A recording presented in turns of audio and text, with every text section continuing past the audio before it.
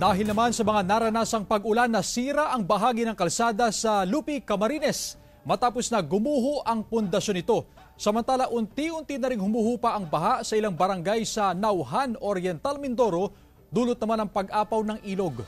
Yan ang tinutukan ni Denise Abante ng GMA Regional TV, Balitang Southern Tagalog.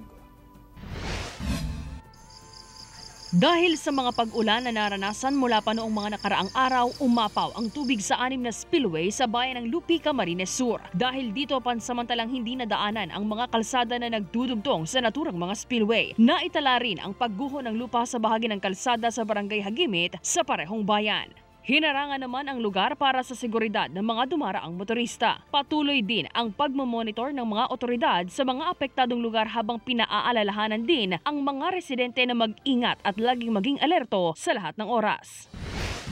Baha rin naabot hanggang tuhod ang naranasan ng mga residente sa mahigit 5 barangay sa Nauhan Oriental Mindoro noong Martes dahil sa pag-apaw ng mag-asawang Tubig River Bunsod ng walang tigil na pag-ulan. Unti-unti na ring humuhupa ang baha pero nakabantay ang mga traffic enforcer at Nauhan MDRRMO sa lugar.